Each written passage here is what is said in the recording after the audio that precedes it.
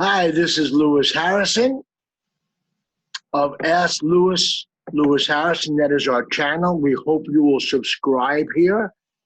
And if you do subscribe and you like it, we have a lot of similar ideas over at our website at asklewis.com. And of course, we also have a fan page on Facebook at Ask Lewis.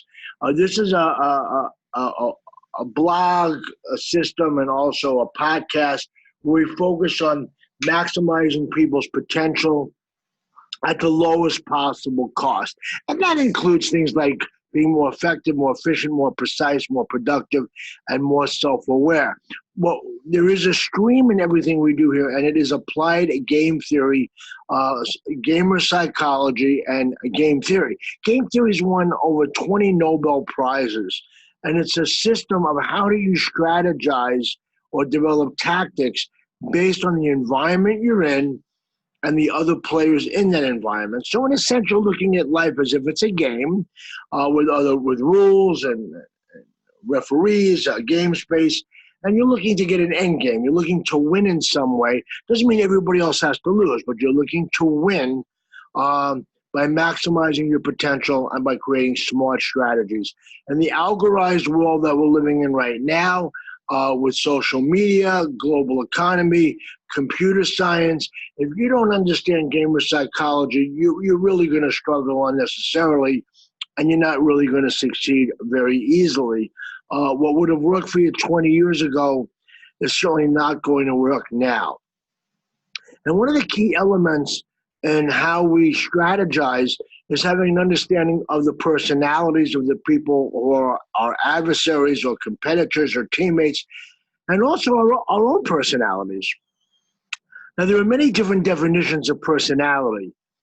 In the social sciences, personality is usually defined as the common set of emotional patterns, cognitions, and behaviors that develop from both environment and also biological factors. Now, most theories concerning personality focus on motivation and intellectual and subconscious interactions with one's environment. And when I talk about environment, I'm also talking about people, places, and things. It's not just inanimate objects or plants or trees or rocks or buildings. You're dealing with people, places, and things. And there is no one dominant trait-based personality theory. There are many, and some agree and some don't. One of the most studies are those defined by the psychologist Raymond Cattell. And for Cattell, it is most accurate to define personality as the traits that predict a person's behavior. Behavioral psychologists, on the other hand, usually define personality through habits and learning. Whatever the theory may be, most social scientists view personality as a relatively stable thing. It's not chaotic. It's not always changing. Now, there is a field called personality psychology, which is the study of the psychology of personality, and it's concerned with the tendencies that underlie differences in behavior among people. With advances in neuroscience in recent years and endocrinology, the study of personality, including cognitive, learning, biological factors, and trait-based theories, as well as humanistic and psychodynamic approaches, there's so much more that's been learned about personality than many researchers ever thought was possible. So personality psychology is a long history.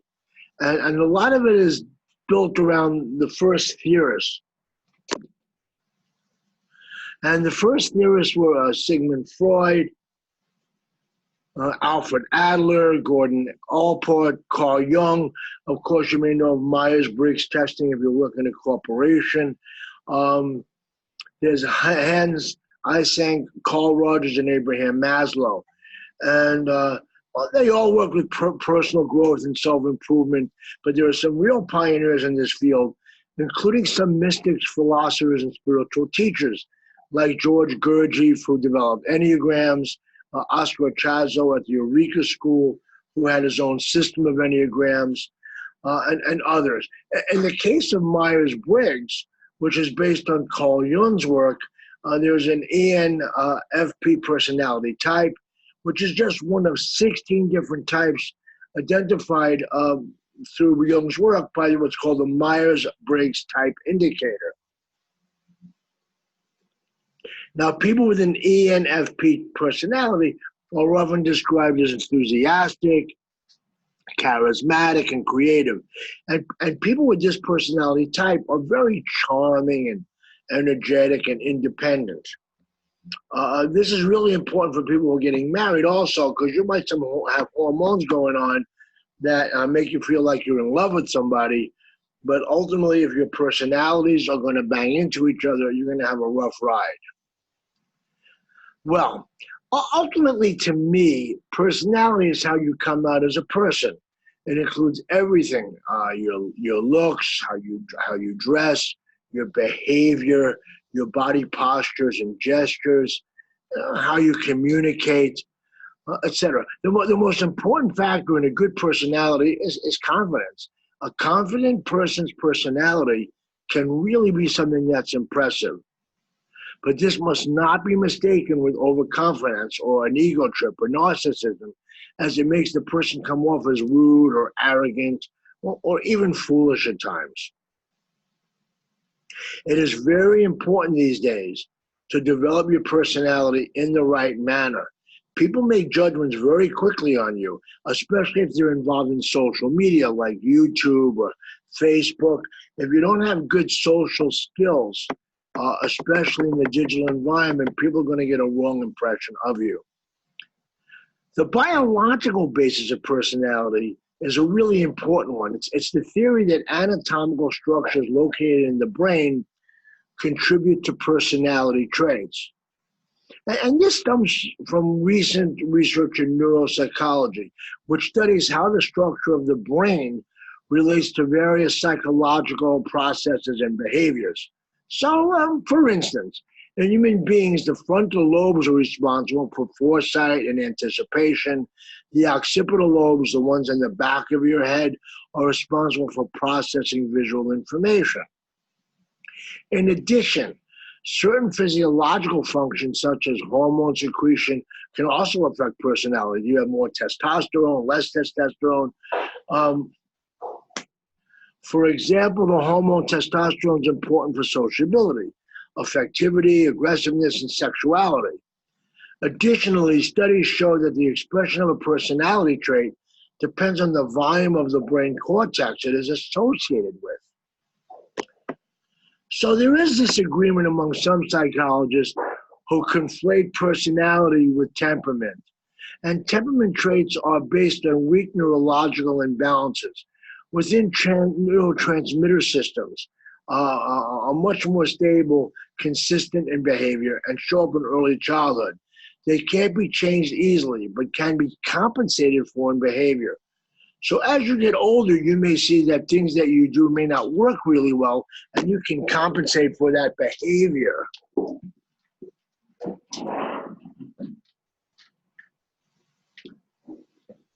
So, in recent years, a new discipline concerning personalities developed called Personology.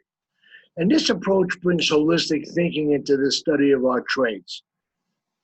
According to the dictionary of the American Psychological Association, personology there's two definitions. The study of personality from the holistic point of view.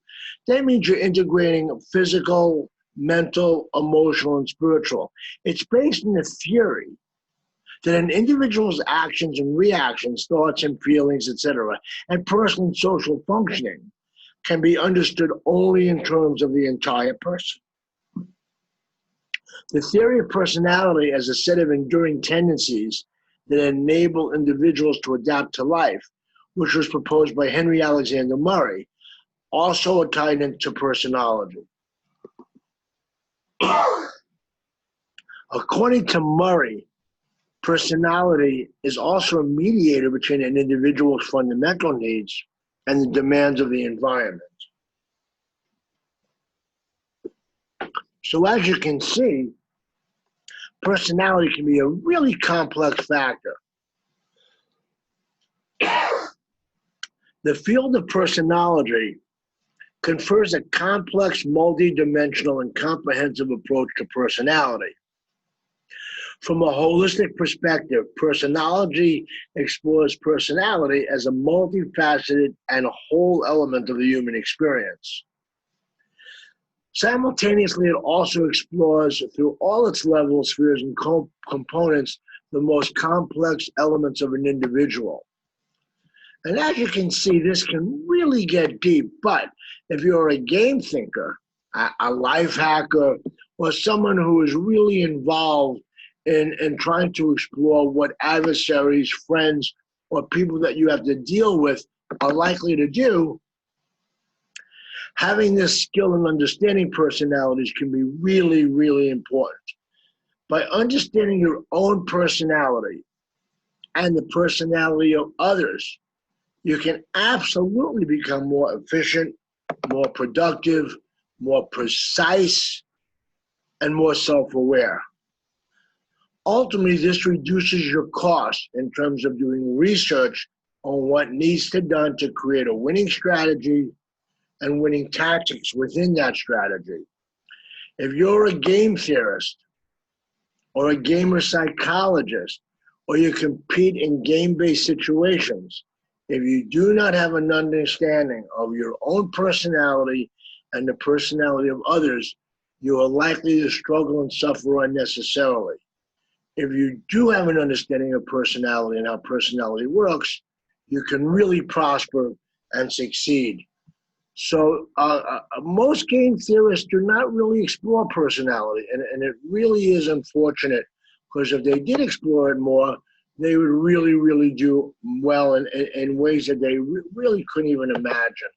And so when you are doing anything in this domain, please focus on personality. Take the time to study it. It will make a really huge difference in your life. So, what I want to ask you to do, please, is subscribe to this channel at Ask Lewis Harrison. And also just keep on exploring game theory in every level that you possibly can. There's so much there to learn. And remember, the more you maximize applied game theory and game thinking, the more you will prosper and really in every way imaginable in life. It really is exciting work. It's interesting work. And if you look at the news every day, if you look at the top stories, what you see is an interaction between personalities, leaders, influencers, powerful thinkers. All of these people are involved in some way, in some shape, and in some form in both reading personalities and using personalities. And I'm actually going to make a suggestion to you. And the suggestion that I want to make to you is every day, if you can just look at the news a little bit, look at the 5 or 6 most important stories in the news, and see the names of the people who are involved there. Who are they? What are they about? What are their stories? How they operate? How do they function? All of these things will be immeasurably important for you. Well, thanks a lot for listening in. It's been my pleasure to share more about game theory, gamer psychology, and game thinking. And I hope you'll be able to use this. I really appreciate you taking the time. I know that you're really special if you came here and actually stayed with this. Most people can't even understand this, and they suffer because of it. Okie doke. Thanks, and bye-bye.